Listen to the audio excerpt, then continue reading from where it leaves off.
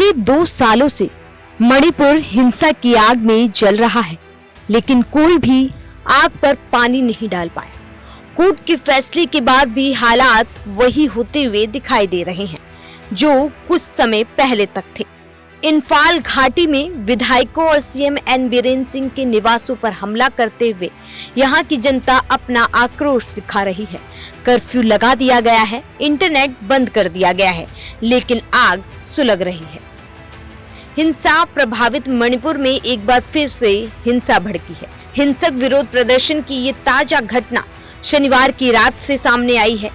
जिरीबाम जिले में उग्रवादियों ने 3 महिलाओं और 3 बच्चों की हत्या कर दी। इस घटना से गुस्साए लोगों ने 16 नवंबर को मणिपुर में 3 मंत्रियों और 6 विधायकों के घरों पर हमला कर दिया। उनके घरों में आगजनी की, मंत्रियों और विधायकों की गाड़ियों को भी आग के हवाले कर दिया गया।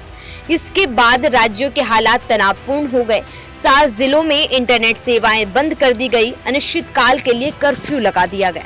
मणिपुर में मौजूदा स्थिति को लेकर केंद्रीय गृह मंत्री अमित शाह ने रविवार को समीक्षा बैठक की। इस बैठक में केंद्रीय गृह मंत्री ने टॉप अधिकारियों को पूर्वोत्तर राज्य में शांति स्थापित करने के लिए हर संभव कदम उठाने के निर्देश दिए हैं।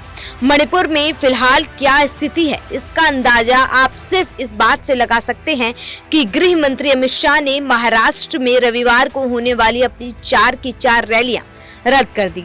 अचानक नागपुर से दिल्ली पहुंचे। दिल्ली आकर शाह ने अधिकारियों से मणिपुर को लेकर और वहां की सुरक्षा व्यवस्था को लेकर बैठक की और जायजा लिया।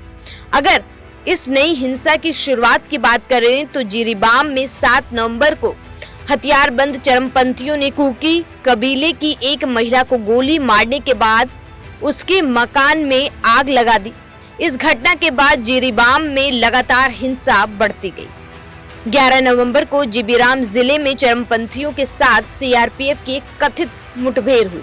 सोशल मीडिया एक्स पर मणिपुर पुलिस ने बताया कि हथियारबंद चरमपंथियों ने जिरीबाम जिले के जकुरा टोर इलाके में स्थित सीआरपीएफ की एक पोस्ट पर हमला कर दिया, जिसके बाद बचाव में सुरक्षा बलों ने तुरंत जवाबी कार्रवाई की।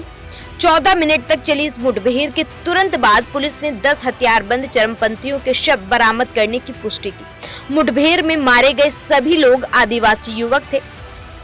इस मुठभेड़ के बाद बोरा बेकरा थाने के पास मौजूदा एक राहत शिविर से मैतेई समुदाय के एक ही परिवार के 6 सदस्य लापता हो गए।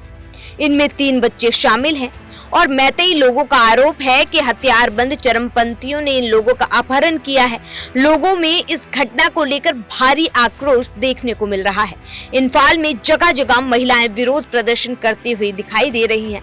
इस बीच 5 दिन यानी शुक्रवार के जिरोमोक गांव के पास राहत शिविर के करीब 20 किलोमीटर दूर नदी में 3 शव मिले थे, जिनमें एक महिला और 2 बच्चों के शव थे।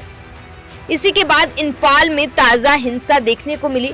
शव मिलने के बाद पुलिस ने कहा कि जब तक शवों का पोस्टमार्टम नहीं हो जाता तब तक इसके बारे में कुछ नहीं कहा जा सकता है। ये लापता लोगों के ही शव है या नहीं। ऐसे में एक बार फिर से सभी की नजरें मणिपुर पर टिकी हुई है और वहाँ स्थिति बद से बदतर होती जा रही है। Bureau report, news 1 India.